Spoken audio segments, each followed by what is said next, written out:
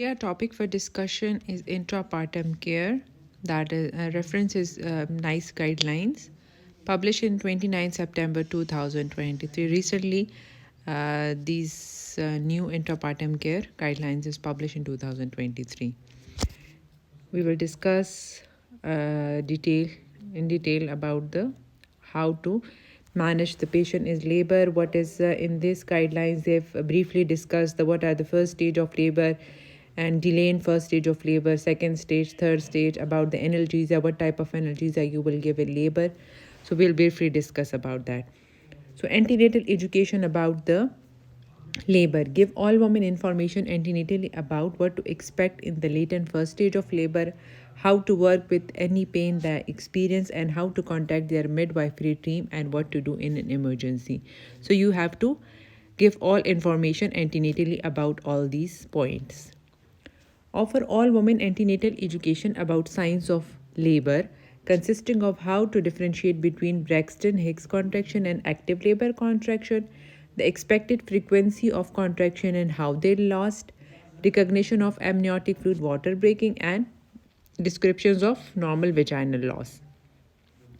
For all women, discuss their preferences, choices for care during labor and birth as possible in their pregnancy. Record these choices and emphasizes that making and recording care choices in advance will mean that they have more time to think about all their options.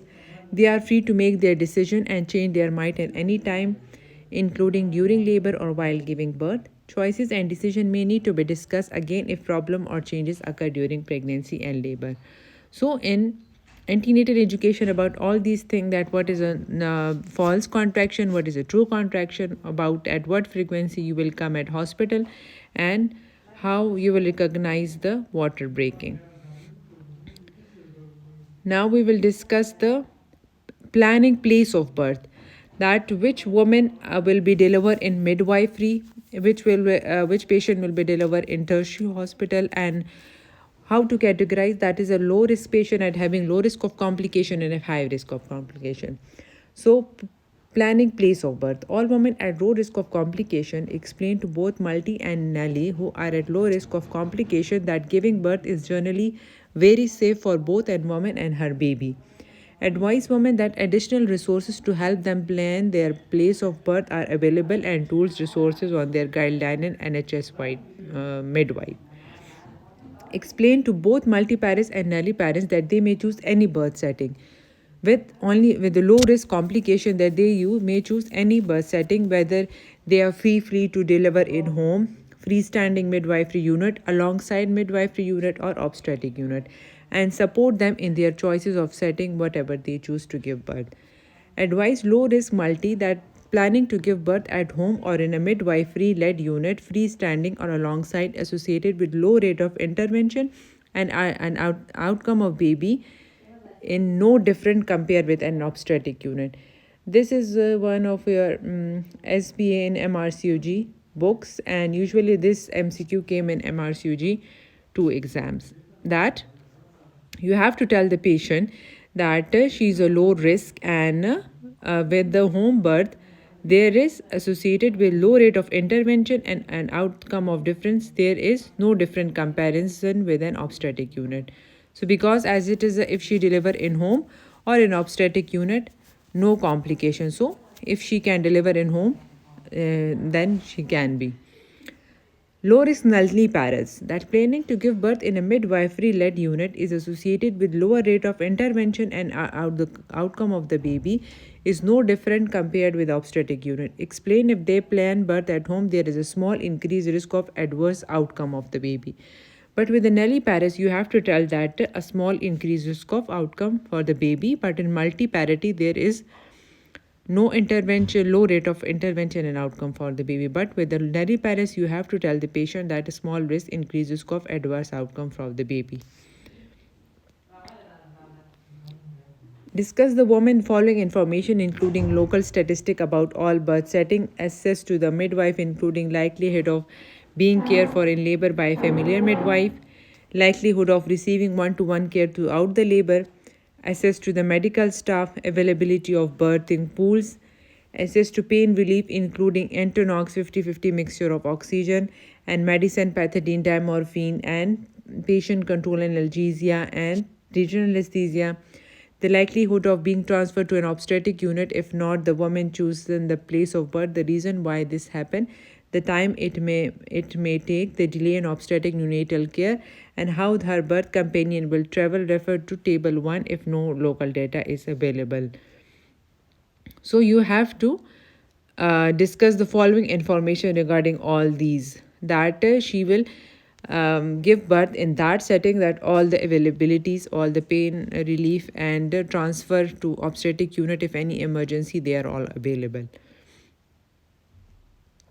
So they will give a certain data collected, that how many patient delay in first stage and second stage will transfer to the obstetric unit. So this is a data they have given you. And what about the impact of BMI? So at what BMI we will how much BMI is needed for the patient to deliver in a home or deliver in obstetric unit. Now we will discuss in that. Advise women that in general higher BMI at booking, BMI above 35, the greater the likelihood of complication. So this may be something that this we wish to think about when planning their place of birth. So you will discuss that these complications included unplanned cesarean birth, PPH, transfer from home to obstetric unit, stillbirth, neonatal, or the baby needing neonatal care. The risk of complication depend upon whether the woman is nully or multi, but in generally the risk of complication are higher for nully with an increased BMI compared with multi with an increased BMI. The event of complication arising, advanced care generally be given more quickly in obstetric unit along with midwifery than at home or in freestanding. So those with a high BMI, better option that these patients will be delivered in obstetric unit because they are more prone toward the risk of chance of cesarean section, stillbirth, neonatal birth, and baby neonatal care. Low risk multiparous women. So the low risk are these are the some data given that with multiparous women, how many of these patients will transfer to the obstetric unit for an emergency. So these are the data they have given. And low risk nulliparous, that spontaneous vaginal birth, how much, and obstetric unit transfer to the midwifery unit, transfer to the mid alongside the and obstetric unit. So they have given the data of these. No need for exam, but some datas are came in MRCOG to exam. These table are that how much, but not for FCPS 2. Medical condition and other factors, they may affect planned birth. So these are the medical condition and that increase risk and suggested planned birth and obstetric unit. So these are the condition that you have to deliver the patient in obstetric unit, not in home and midwifery. So that with cardiovascular, respiratory like asthma, cystic fibrosis, hematological, these condition, endocrine hyperthyroidism, infective, immune system, renal involvement. So they are delivered to be in obstetric unit, like neuro, epilepsy, chronic medical condition, psychiatric condition, and other factors like previous complication. Patient is having any previous complication, so these patients are delivered in obstetric unit. So you have to quick go through these complications.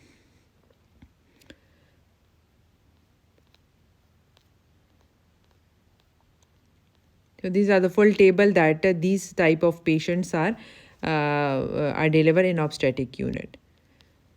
So what care throughout the labor in all birth setting? What care you will give her? When providing information on benefit and risk of care option or suggested intervention, encourage women to ask question. If possible, give her time to think about the option and help her to make her decision.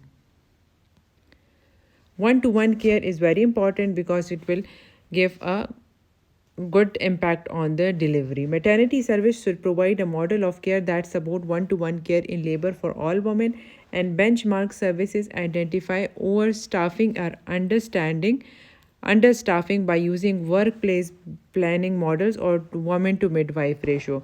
Do not leave a woman establish labor on her own except for short periods or at the woman request. So there is very important in WHO labor care guide. They provide a one-to-one care and provide a support because it is very important. It is helpful in progress of labor.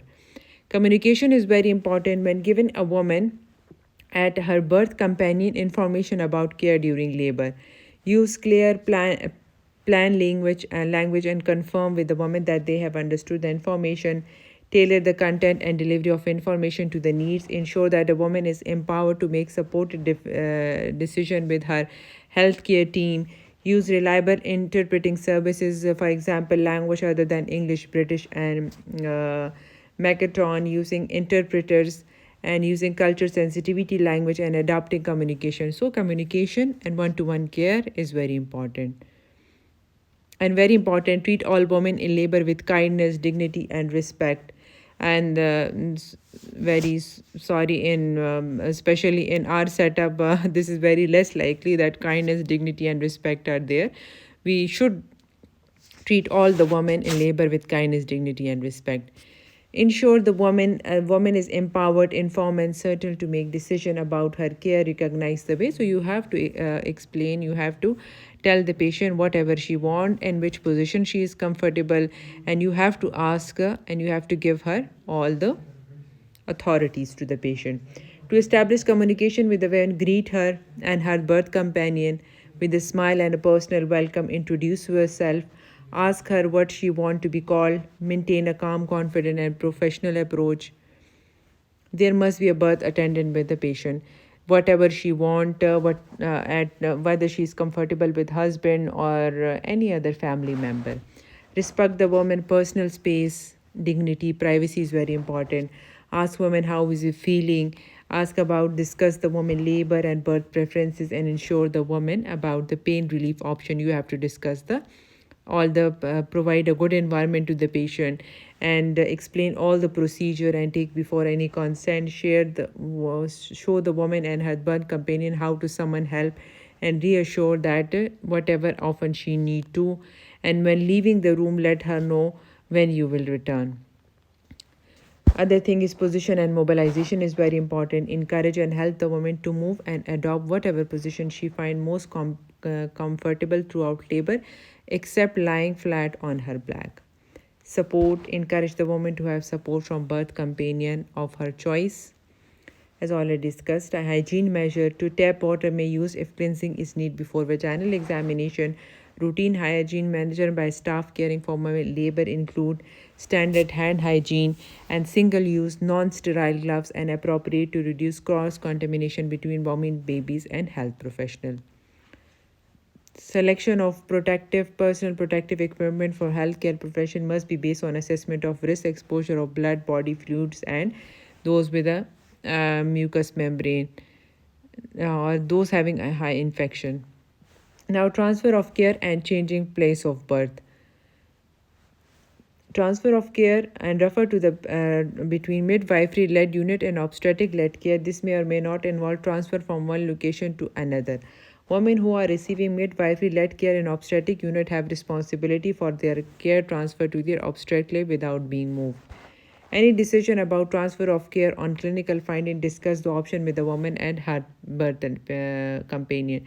So the transfer to patient from midwifery to the obstetric unit, you have to discuss with the woman, because if there is any delay in second stage or may need of cesarean section, so when you are transferring the patient, so you have a clear documentary of all the findings in the notes. If contemplated transfer of care, talk the woman birth companion about the reason for this, why this can expect, including the time need for transfer. Address any concern she have to try, ally anxiety about the transfer. Ensure that her wishes are respect informed choices and informed consent is obtained. So when you are transferring, carry out transfer of women in labor as soon as possible. Categories transfers are life-threatening emergency, for example, ambulance service emergency category 1. Yeah, urgent, for example, for pain relief. As pain relief in the setting is not available, So in that case, for example, if you are planning for regional anesthesia, then you are, because these type of anesthesia are present obstetric care, like tertiary hospital, you have to transfer. When arranging transfer from one location to another, before transfer, the woman is dressed, wrapped in a blanket, otherwise covered in a way that she is comfortable. The woman is made to feel as comfortable as possible before and during transfer. An ambulance transfer or other personnel involved are aware that some position make the woman uncomfortable, afraid. So she should be encouraged to choose how to move and when to adopt if possible. So these are basically when you are working in BHUs and RHC and you are transferring the patient to tertiary hospital. So these are both for the midwife and both LHVs and for doctors that they have to follow all these. Communication and companionship are maintained, because with these type of things a lot of risk management, audit, and these type of things are happening in ward. So you have to be very vigilant about these, that you are transferring the woman, you have to tell everything, and properly you have to dress her and transfer the patient to the obstetric unit. Explain the arrangement for the transfer to woman, her birth companion, midwife who have been involved in the woman care up to that point travel with her. So if midwife who is managing this patient, so she should have to travel with her. Carried out a handover of care that involved the woman. And woman should be monitored throughout the transfer, appropriate of her stage and labor, intermittent auscultation of the fetal heart rate. Woman birth companion to travel with an ambulance if this she want is agreed by care team and the ambulance. Now the pain relief. Pain relief is very important, that take in account every woman's experience of pain is unique and may be expressed in different ways, both verbally and non-verbally. In particularly, this is very because of their cultural background and beliefs, socioeconomic status, and any neuro device condition they may have. So the some women are primary and they have a good control on pain and they can not take a pain relief, but some are very have a low threshold. So in that case, you have to be give her options of pain relief. So what are the options of pain relief? The options of pain relief are non-pharmacological and pharmacological. So the non-pharmacological pain relief strategies are: advise women that breathing exercise, having a shower or bath, and massage may reduce pain during late and first stage of labor. So you have to tell the patient that whenever her she feel that her labor starts and she's in latent phase, so you have to tell that she may get relief from the pain while doing breathing exercises, having a shower or bath, and massage. They can reduce her pain during the latent first stage. Do not offer advice aromatherapies, yoga, acupuncture for pain relief during latent first stage of labor. If women want to use these any technique, support her choice, because they have not role. If a woman choose use breathing and relaxation technique in labor, support her choice. If a woman used to massage technique in labor, they have to be taught, or to birth companion, support her choice. Advise women who wish to use transcutaneous elective nerve stimulation, that are devices not provided by NHS, but if a woman used to tends to manage her comfort, you support her choice. There is a very little evidence of its effectiveness in established labor, but no evidence of harm. So if the patient want, you can advise her. Other form of pain relief can be used along with side of TENS if needed by the woman. Do not offer acupuncture, acupressure, and hypnosis during labor. If a woman want to use any, support this choice. Support the playing of using of the woman in choice. Offer the woman the opportunity to labor in water for pain relief. For women laboring in water, monitor the temperature of the woman and the water early to ensure that the woman is comfortable and not become paraxial. The temperature of the water should not be above 37.5. This is one of your SBA in MRCOG books, that if the temperature is above 37.5, you have to immediately out the patient from the water. Keep bath and birthing pool clean using a protocol agreed with local microbiology department or infection control guidance. So if she want a water bath, so ensure that they will be non-infected and they are properly cleaned. Sterile water injection. Consider intracutaneous or subcutaneous sterile injection as a pain relief option for women in labor with back pain. These injections can be given by midwife trained use of sterile water injection. Explain to the woman that sterile water injection can provide relief of back pain from 10 minutes after the injection up to 10 hours, but this can be an initial stinging sensation. If the woman chooses to have sterile water injection, give at 4 different injection points around the rhombus of Michaelis using dose of 0.1 ml intracutaneously or 0.5 ml subcutaneously at each injection point. So this one is one of a pain relief sterile water injection. Other form of pain relief, that is inhalational analgesia. These type of the usually in OSCE station they may have sometime the station come as for example labor care guide. When the station came as so the analgesia option they have may ask in OSCE station that different form of analgesia, so you have to tell that non-pharmacological and pharmacological forms. So inhalational are Entonox 50-50 mixture of oxygen and nitric oxide available in all birth setting. It may reduce pain in labor but inform that it may her feel nauseous and lightheaded. Pharmacological analgesia are which type of ensure that pethidine, diamorphine and other opioids are available in all birth setting, that these will provide limited pain relief during labor and may have significant side effect both for her.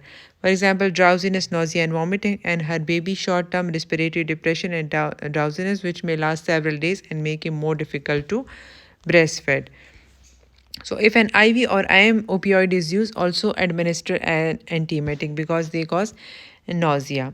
Women should not enter water, a birthing bath or pool within 2 hours of opioid administration of they feel drowsy, because there is increased chance that she may get nauseated and vomiting and having a respiratory depression. So at least you have to wait for 2 hours of an injection. Consider IV remifentanil patient control anesthesia at 40 gram per bolus with a 2-minute lockout period as an option for women who want ongoing pain relief during birth. You only use remifentanil patient control anesthesia and obstetric unit because of the risk of respiratory depression. They need anesthesia support.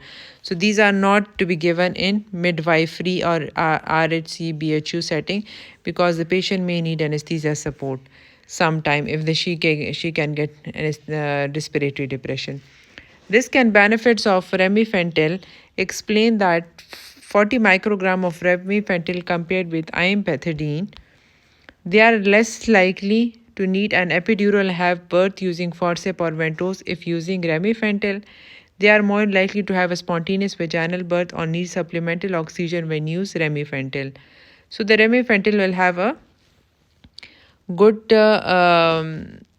benefits. They are less likely to need analgesia, and using forceps or ventouse or spontaneous vaginal birth having a good option. But ensure that there is a continuous preference of midwife trained in care of women using remifentanil because they increase risk of respiratory depression. Continue CTG of other risk factors. There is continuous monitoring of respiratory function. Units will have a clear guidelines on responding to respiratory depression. Supplementary oxygen is immediately available and immediate anesthesia support is available in case of respiratory depression. So you'll have a benefits, but it will have risks of these that causes respiratory depression. Neonate will be affected. So in that case, continue CTG and monitoring of respiratory rate. Regional anesthesia. If a woman requires renal anesthesia, talk about her the benefits and risks. Woman about epidural analgesia. This is one of your OSCE station. Detail of the epidural anesthesia, at which level and how they will affect the labor. So this will be an OSCE station. If available only in the obstetric unit, so transfer will be necessary if she is another setting. It provides more effective pain relief than opioid. It may not always be fully effective and may need to be adjusted or replaced. Complication during analgesia. An insertion of epidural may cause a severe postnatal headache. It is not associated with long-term back ache It is not associated with longer first stage of labor, increased chance of unplanned cesarean birth. It is associated with longer second stage and increased chance of birth with forceps. This is one of your SPA, that with epidural there is increased risk of longer second stage and increased chance of birth with forceps or ventouse. It will be accompanied by more intensive level of monitoring IV access, so mobility may be reduced. So these are the some benefits and risk and benefits. The risk and benefits are chooses support her decision. So how you will observe the patient with renal anesthesia. Always secure IV access before starting renal anesthesia, because these patient may have chance of, you have to preload the patient because these patient may have chance of hypertension. Preloading and maintenance of fluid infusion do not need to be routinely before established low dose epidural analgesia and combined. So low dose not needed, but with high dose you need to preload the patient. Following observation. Duration of established or further boluses. Measure BP every 5 minutes to 15 minutes. These are one SBAs. If woman not pain-free 30 minutes after each administration of local anesthetic or opioid, ask the anesthetist to review, assess the level of sensory block hourly. BP every 5 minutes for 15 minutes, sensory block hourly, and if the woman is not mobilizing, assess the level of motor block hourly by assessing to a straight leg raise. If she unable to do, ask the anesthesia to review. So because it will only the sensory block with there, but if the you have also checked the motor block by tell the patient that she should straight her legs, and if she cannot, then you will see anesthetics to review the patient, because overdosing will lead to further affect the patient. Encourage renal anesthesia to adopt whatever position, including upright, they find comfortable throughout labor except lying on their back. So tell the patient that any position is she can adopt except lying flat, and the better option is upright position. Advise epidural incision if they have sufficient leg strength and sensation, as checked and confirmed by midwife trained. They can mobilize with the system, but their leg may feel heavier than usual. So if she can walk through with epidural analgesia, then tell the patient that if you have sufficient strength, so under the support of the assistance, she can mobilize. Once established, continue and regional anesthesia until after completion of third stage of labor and necessary perineal repair. So you have to continue regional anesthesia up till the third stage labor completed, and if there's any perineal tear, you have to repair that.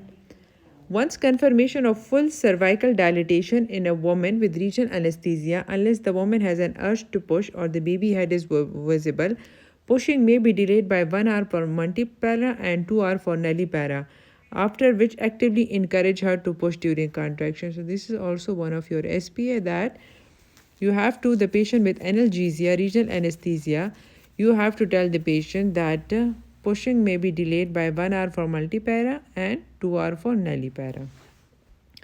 Do not routinely use oxytocin in second stage of labor for women with regional anesthesia. If needed, contractions are not adequate, then you have to use it. Perform continuous CTG for at least 30 minutes during establishment of regional anesthesia and after administration of each bolus 10 ml or more. This is also one of your SPA, that you will before regional anesthesia continue CTG for at least 30 minutes, and then after every bolus you have to do CTG. Establishing and maintaining regional anesthesia. Use either epidural and combined spino-epidural for established regional anesthesia in labor. If rebrand analgesia is needed, use combined spinal epidural anesthesia. Now, what is pre-labor rupture of membrane at term? Advise women with suspected rupture of membrane after 37 weeks contact their midwife or maternity initial triage over with phone or with a midwife. This should include when membrane rupture and assessment of any risk factor. Whether this liquor is meconium stain, vaginal bleeding, blood stain, reduced fetal movement, continuous abdominal pain, unpleasant smelling, liquor change in color or smell of her vaginal loss, the woman feeling unwell, group B streptococcus carrier or infection in previous pregnancy, or when where a plan has been made from intrapartum antibiotic prophylaxis in this patient, the baby has abnormal lie or presentation, fetal growth restriction, low lie placenta. If any of these factors are present or if there is any uncertainty, the woman should be advised to immediately attend the maternity unit.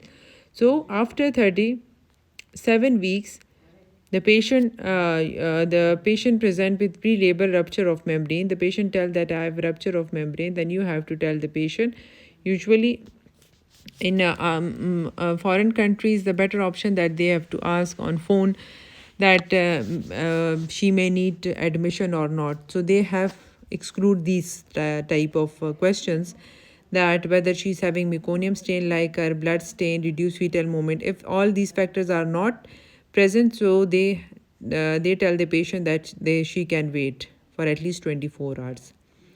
For women after 37 weeks with suspected rupture of membrane but no risk factor on initial phone triage system, see the woman in person as soon as possible if they have any concern or wish to be induced immediately or within 12 hours, or if any change or woman has any concern, advise her to call her midwife or maternal you back soon than the planned review. So on phone call, if all these factors are not present, then you have to tell the patient. If other concern, then she can come in a hospital. Do not carry out speculum examination if it is certain that membranes have rupture.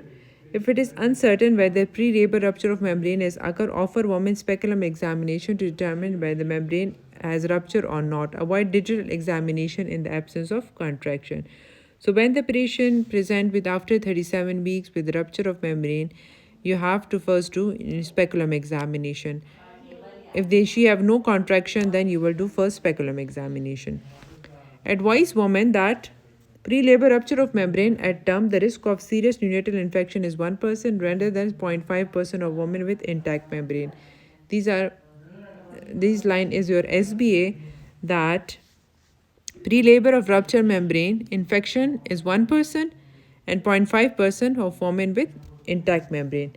Intrabiotic antibiotic can be recommended in some circumstances, not in every patient.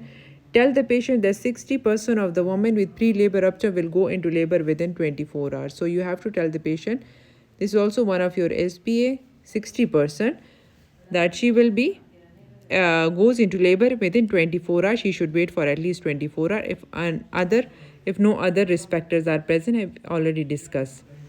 Offer women with pre-labor rupture of membrane a choice of expected management for up to 24 hours, induction of labor as soon as possible if she cannot go into advanced labor. For women who choose expected management after pre-labor rupture of membrane, at or after offer induction of labor if not started naturally after 24 hours. So, if the labor is not started after 24 hours of rupture of membrane, then she should be induced. Until the induction is started, if expected management before 24 hours is chosen by a woman, do not offer low vaginal swab and measurement of C-reactive protein. To detect any infection they may be developing, advise women to record her temperature every 4 hours during working hours or to report immediately any change in color or vaginal loss. And inform the woman that bathing or showering is not associated with increased infection, but that having a sexual intercourse may be. So you have to tell the patient that if beyond the 24 hours you will not check her C-reactive as normal in pre-prom, we will take the swab and check the C-reactive protein, but normally you will check the temperature every 4 hours. You have to tell the patient. You have to tell the patient that you will check on fetal movement, heart rate, initial contact, and then every 24 hours after rupture of membrane until the woman in labor. If the labor not started 24 after rupture membrane, advise the woman to give birth where there is a access to neonatal service and to stay in hospital for at least 12 hours after birth. If the woman have pre-labor rupture of membrane at term and positive GBS at any time in the current pregnancy or previous pregnancy where the baby developed GBS, offer immediate induction of labor or cesarean birth if it has been planned. So with GBS, you will give immediate induction of labor and give her antibiotic. Now the important things are started. Now the first stage of labor. What is the latent stage and what is the first stage of labor? Late and first stage of labor is a period of time not necessarily continuous when there are contraction. There is some cervical change, including cervical position and consistency, and effacement and dilatation up to 4 centimeter. This is the latent state, latent first stage. And established first stage of labor is there are regular contraction and there is progressive cervical dilatation from 5 centimeter. If a woman in labor contact her midwife or maternity for advice, carried out assessment of labor by telephone, triage and determine whether face-to-face assessment is needed. Carried out face-to-face early assessment of labor either at home or in her planned place of birth midwifery, comprising one-to-one midwifery care for at least 1 hour.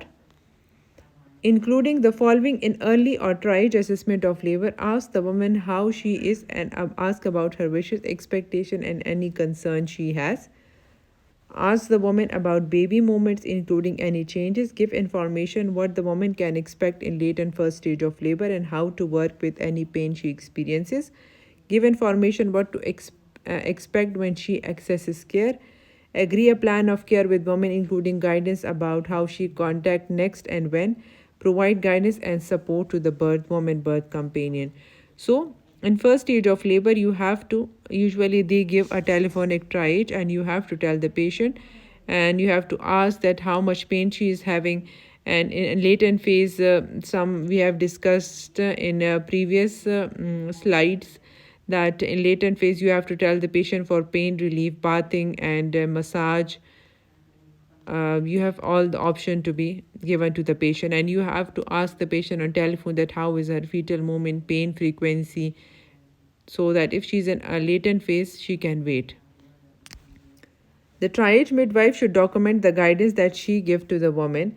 If a woman seek advice or attend midwifery-led unit, obstetric unit with painful contraction but is not in established labor, recognize that woman may experience painful contraction without cervical change and offer her individual support and analgesia if needed. Encourage her to remain at or return home unless doing so leads to a significant risk that she could give birth without a midwife present or become distressed. So if she is having a severe pain and without any cervical dilatation, you will give effective analgesia and give her choice whether she should remain in hospital or return home. How to assessment of woman in first stage of labor. When woman initial assessment of woman in labor, listen to her story, support her preference and her emotional and psychological needs. Carried out initial assessment to determine if midwifery-led care in any system is suitable for the woman, irrespective of the previous plan, including consultant-led care. This could include the following. So initial assessment. What are the initial what are the maternal factors? Review and discuss the antenatal notes. Review the personalized care plan that you have given antenatally to the patient. Review if there are any antenatal intrapartum risk factor for fetal hypoxia. Ask about her length, strength and frequency of contraction. Ask about pain she is experiencing and discuss her option of pain relief. Record her pulse, BP, temperature, respiratory rate and urinalysis. Record if she has any vaginal loss. Check if she needs intrapartum antibiotic for GBS, if these are available in her choice plans of birth if needed. Observation of the unborn baby. Ask the woman about the baby movement in last 24 hours. Palpate the woman's abdomen to determine the fundal height, baby lie position, engagement, presenting part, frequency and duration of contraction. Auscultate the fetal heart for a minimum of 1 minute immediately after a contraction. Palpate the woman's pulse to differentiate between heartbeat of the woman and baby. If there is uncertainty about the woman in established labor, a vaginal examination may be helpful after a period of assessment but is not always necessary. If the woman appears to be in established labor, offer a vaginal examination. So these are the things that normally we do in our setup, that whenever the patient came, and then we have to check from head to toe, check her pulse, BP, temperature, detail risk, detail history, that any other risk factors for fetal hypoxia and for maternal distress, and check her whole pulse, BP, temperature, And if she's an established labor, then we do vaginal examination. If she's in latent phase, then we will either vaginal examination is not necessary. So if she's having advanced labor and having a regular contraction, so when you conducting examination, what you have to show that examination is necessary and will add important information to the decision making process. Recognize that vaginal examination can be very distressing for a woman, especially if she is already in pain, highly anxious, or in unfamiliar environment. Explain the reason for examination and what will be involved. Ensure the woman informed choices, privacy, dignity, and comfort. Explain sensitively the findings of examination and impact on the birth plan and on her birth companion. Advise the woman that she can decline the examination before it starts or ask to stop any stage during the examination. So they are so much anxious about their so much worried about the patient that they say that when you are conducting vaginal examination, you take a proper consent and make the patient keep the patient calm. And if the patient is in distress, she's already pain, you have to tell the patient, explain all the procedure, take a consent and all things, then you will proceed toward the examination. Then when you are performing the examination, what you will see in the examination, we see the station of presenting part, position, presence of absence of caput and molding, cervical effacement, dilatation, or presence or absence of membrane. So when you will transfer the patient to obstetric-led care, for example, if the patient came as an RHC, BHU, or came to the midwife or LHV, then what are the things? Because in foreign countries, the proper midwifery systems are very established. So they have and they have a very good knowledge about all the things. So they can assess the patient, and when they need obstetric-led care, so they immediately transfer the woman to obstetric-led care. So they said that when you will transfer the patient to obstetric-led care, so if she is having pulse over 120 beats per minute or two occasion 15 to 20 minutes apart, single reading of raised diastolic pressure of 110 or more, raised systolic of 160, raised diastolic pressure of 90 or more, raised systolic of 140 mm on two consecutive readings 15 to 20 minutes apart, respiratory rate of less than 9 or more than 21 beats on two occasions 15 to 20 apart, the reading of 2 plus proteinuria analysis on a single reading, and raised BP of diastolic of 90 and systolic of 150 while plus 2 proteinuria. She is having a temperature of 38 on single reading or 37.5 or above on two consecutive reading 1 hour apart. Fresh bleeding, blood stain liquor, rupture of membrane more than 24 hours before the onset of established labor, the presence of meconium, pain reported by woman that differs from pain normally associated with contraction, any risk factor in the woman notes that indicate need for obstetric labor. So these are the important points that if they are present in the patient, so you have to immediately transfer the patient to tertiary care hospital or obstetric unit. Observation of the unborn baby. If the baby is non-cephalic fetal presentation, high 4 by palpable or free floating head, suspected or diagnosed for small for gestation age, diagnosed fetal growth restriction, oligor, and anhedonia, concern about the fetal monitoring, reduced fetal movement in the last 24 hours, and cord presentation. So you have to immediately send the patient to the obstetric unit. Now, in first stage of labor, how you're monitoring, measuring fetal heart rate, initial assessment, offer auscultation of the fetal heart rate at first contact with woman in a suspected or established labor at each further assessment. So, for advice on the choices and method of fetal monitoring during labor, including risk assessment and indication for continuous CTG. So we will later on discuss that in home patient you will do continuous CTG. There are certain points in usually initially in every patient we will do first at presentation we will do CTG, and then usually intermittent auscultation is needed. But if there is certain factors certain things in the patient that we need continuous CTG. We'll discuss later on. To control her gastric acidity, do not routine offer PPI. Consider PPI omeprazole for women who receive opioids or who have developed risk factor that makes cesarean birth more likely. So, in this patient, you will do PPI, otherwise, it is not indicated.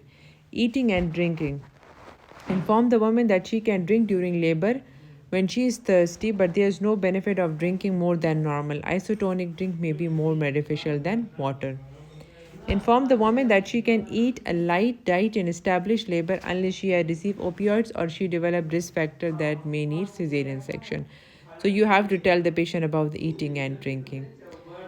And how will you assess how will you do ongoing assessment during first stage of labor?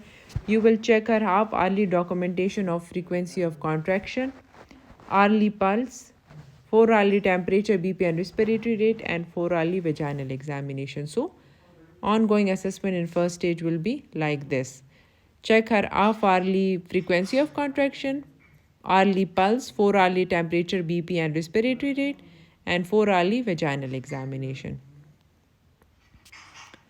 Carried out an hourly risk assessment of the woman and her baby. If any of the following risk factors have developed, transfer the woman to obstetric led care. So, as we have already discussed, that if the patient is in midwifery unit and all these points like diastolic BP, respiratory rate of more, fresh bleeding, and unborn baby, you have to immediately transfer to the uh, obstetric led unit. Do not routinely use verbal assessment using a numerical pain score. Use a pictorial record of labor. Partogram once the labor is established. More than 4 centimeter, in WHO labor care guide 5 centimeter, but when partogram more than 4 centimeter, then you have to draw partogram. Review bladder care for women at least every 4 hours. Frequency of passing urinary bladder sensation. Fluid balance monitoring if sensation is abnormal or absent and there is inability to pass urine and woman is receiving IV fluids. Offer insert a catheter if ongoing concern over the woman ability to pass urine. So bladder care is also very important, and you have to ask the patient that what about her sensation of having a urine, whether she can pass urine or not. Giving ongoing consideration, emotional, psychological need, desire for pain relief, encourage the woman to say if she need more analgesia at any point during labor. If there is meconium, what you will do? As part of ongoing assessment, document the presence or absence of meconium. If the meconium is present, consider the character of meconium and discuss the option of transfer to obstetric-led care with the woman. So, if the patient is in midwifery unit and if there is meconium stain lacquer, then you immediately shift the patient to obstetric care. Because with the meconium, there is may increased risk to the baby and continuous CTG monitoring may be advised. So, one of the indication for continuous CTG is meconium stain lacquer. This is one of your SBA. That in this case, you will do continuous CTG, otherwise intermittent auscultation. If a woman wish to transfer, provide that it is safe to do and the birth is unlikely to occur before transfer is complete, following the general principle for transfer of care. Be aware that meconium is more common after full term but should still trigger full assessment and discussion with the woman about the transfer to obstetric-led care. Now, what is the duration? How much the duration of first stage labor? And what we call is that it is a delay of first stage. The normal first stage labor in average is first labor, for example, in primary gravida 8 to 18 hours and in multigravida 5 to 12 hours. So if it is more than that, then it is a delay in first stage. Do not advise clinical intervention if labor is progressing normally and the woman and baby are well. You will not do any intervention. You will let the process as it is.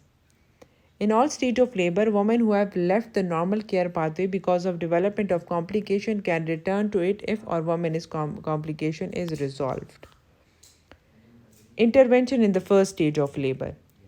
Do not routinely perform amniotomy in normal progressing labor. You have to memorize this, that if the patient is progressing normally, you will not do amniotomy. And do not use combined early amniotomy use of oxytocin. If her contraction is normal, everything is normal. If there is any delay, then you will take in account the other things, like you will do amniotomy, or if the progress is slow, contractions are less, frequency is less, then you will consider oxytocin. But if everything is going normal, then 4-hourly vaginal examination is enough. Now we'll discuss the delay in first stage of labor. So delay in first stage is 4 P's: power, passenger, parity. These are the 4 P's. So take in account, if delay in first stage of labor, you have to account that what is her parity, what is her cervical dilatation at and rate of change, uterine contraction, and station and position of the presenting part.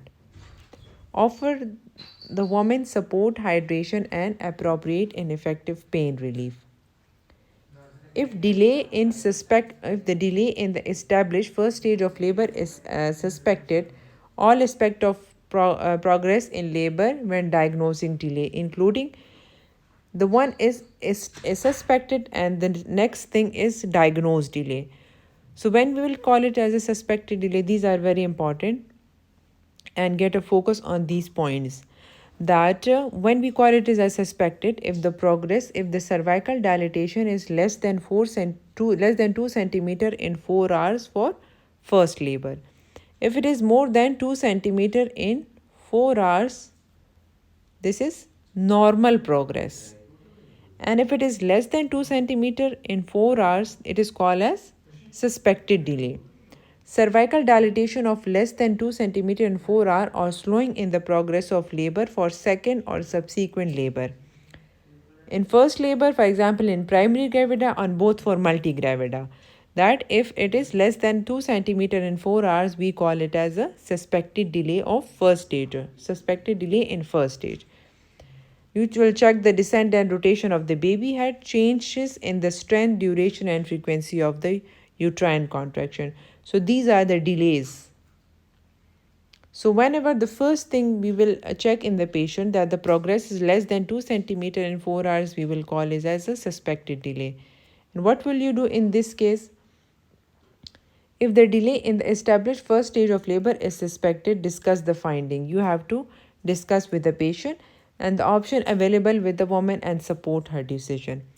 So as you're already all of you practice in your labor ward, we will plot a photograph, but now now we will change to the WHO labor care guide. So the first station care of the woman, we give if one-to-one support, pain relief, proper position. And the other thing is that the cervicogram, dilatation, and the station of the presenting part. So if the dilatation is less than 2 centimeter in 4 hours, then we will call it as a suspected delay. Then you have to, and the last in the WHO labor care guide, they have added the shared decision. This is very important, that you have to, whatever between the clinician and the patient, so what happening, you have to tell the patient, and the decision will be the patient choice. You have to tell the patient that these are the options, and whatever she want, then it is a shared decision between the patient and the doctor. So offer all women with delay in established first of labor support and effective pain relief. The first thing is that you can check that whether the someone companion is present with the patient or not. Why is the delay occur? Where is the problem? So you have to provide a companion, and whether she is in a severe pain, you will give effective pain relief. Advice, and next step is advise all women with suspected delay in first stage of labor to have vaginal examination 2 hours later, and diagnose delay if the progress is less than 1 centimeter. And if a delay in first stage of labor is diagnosed, consider amniotomy for all women with intact membrane after explanation of the procedure, and advise the woman that it will shorten the labor about an hour and may increase the strength of pain of contraction. Do not advise transfer to obstetric leg care for amniotomy alone. So the first thing is that when the suspected delay occur, what you will do, you will consider the first option, you will choose in or MCQs that you will consider amniotomy, or if the option is if the membranes are intact. If the membranes are not intact, the membranes are ruptured, then you will wait for another 2 hours. You will wait for another 2 hours and you have to do her vaginal examination. And if the vaginal examination is same and there is less than 1 centimeter per hour, then it will be your diagnosed delay. Then you have to take a certain intervention. If in diagnosed delay, then obviously you will do further, either you will start her on oxytocin or you will proceed toward the cesarean section. So these are the points you have to be very vigilant, and you make a pictorial diagram. I will later on show you a diagrammatic presentation and it will be easy for you people. After amniotomy, advise the woman to have a repeat vaginal examination in 2 hours. So if the membranes are intact, you will do amniotomy and then repeat vaginal examination after 2 hours. And if the membranes are absent, then still you will do wait for further 2 hours. And if there is no progress, 2 hours after amniotomy, diagnose, delay, and transfer to the woman to obstetric led care. If she is already in higher tertiary care, you will not obviously transfer, but if she is having a midwifery unit, so the midwife will wait for at least 2 hours. And if she is still after 2 hours she is having a no progress, then immediately she should refer the patient to obstetric care, because now she is having a diagnosed delay, because she is diagnosed that there is a delay and further things may need. So for all women with confirmed delay or diagnosed delay in established first of labor, an obstetrician offer a full assessment. The obstetric review should include abdominal palpation and vaginal examination and consideration of oxytocin. Now, make a proper stepwise diagram in your mind, that when the patient in first stage of labor, what you will do if there is a delay in first stage of labor. If she is having less than 2 centimeter in 4 hours, what you will do? It is called as the suspected delay. So after suspected delay, what you will do? You will, if the membranes are intact, you will do amniotomy and you will repeat vaginal examination after 2 hours. And if the membranes are ruptured, then still you will further wait for 2 hours. And if after 2 hours still she is having same findings or less than 1 centimeter, then what you will do? That is called as a confirmed delay or established delay. And then what will do? You will do abdominal palpation, vaginal examination. You will consider oxytocin in this case. Discuss the use of oxytocin with the woman and make a discussion. So what procedure you will do, you will tell the patient.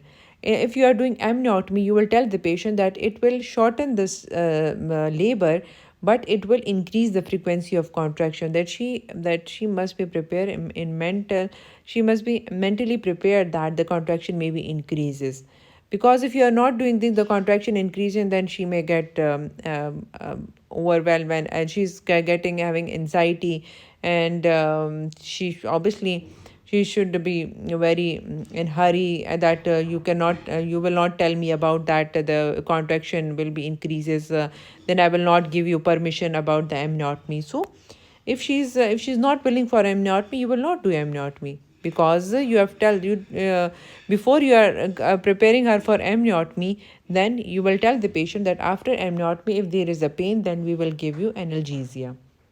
You will also, along with that, you will give option of analgesia. So after oxytocin, you will tell the patient that we will start oxytocin. Her choice to start or stop or restart with oxytocin will be supported. With oxytocin, you will also tell the patient that we will start you on oxytocin. Using oxytocin after spontaneous or artificial rupture of membrane will bring forward the time of birth but will not influence the mode of birth or neonatal outcomes. Oxytocin will increase the frequency and strength of contraction. That its use mean that her contraction and her baby heart rate will monitor continuously using CTG. So whenever it is also the second indication, the first indication for CTG is meconium stain liquor. The second one is after oxytocin, you will put the patient on continuous CTG.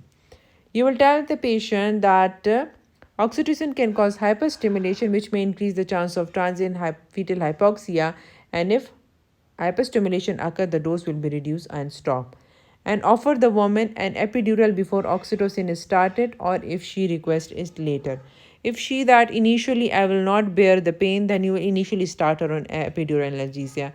But if you are planning for oxytocin and the patient say that I cannot tolerate the pain, then you will offer her epidural anesthesia. When starting IV oxytocin in first stage of labor, do not separate IV fluids without clinical indication. For example, the woman is not drinking, dehydrated, or hypertensive. So you have to be very calculated about the IV fluids. You cannot do that like in one hand, other drip is going on, and the second hand you will start your oxytocin. So you must get a balance of the fluids. So if you are starting her on oxytocin, the single IV fluids will be going on. If oxytocin is used in first stage of labor, ensure that time between increment of the dose is no more frequent than every 30 minutes. Increase oxytocin until there are 3 to 4 contractions in 10 minutes. So if you are planning to increment the dose that she is not having not enough contraction, then you can wait for at least 30 minutes. Every 30 minutes you will increment the dose, and once to achieve the 3 to 4 contraction. Use of oxytocin in labor with caution. If the woman has contraction more frequently than 4 in 10 minutes, reduce or stop oxytocin until the woman have 4 or fewer in 10 minutes. So 3 to 4 is normal, but if it is more than 4, then it will call as hyperstimulation. Then immediately stop the oxytocin. Oxytocin may be discontinued immediately if the CTG is pathological or urgent or senior stop. Consider restarting oxytocin in first stage of labor if obstetric review have been carried out and CTG is no longer pathological and the woman agree that it has been restarted.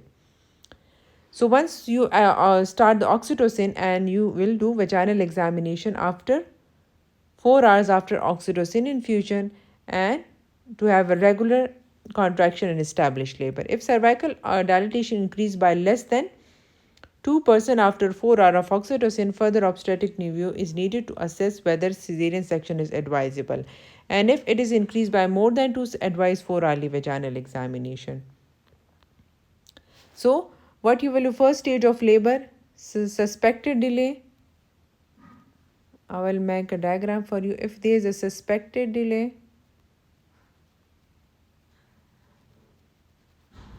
less than 2 centimeter in 4 hours, what you will do?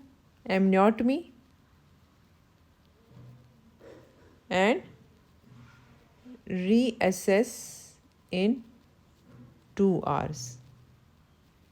Okay? Then,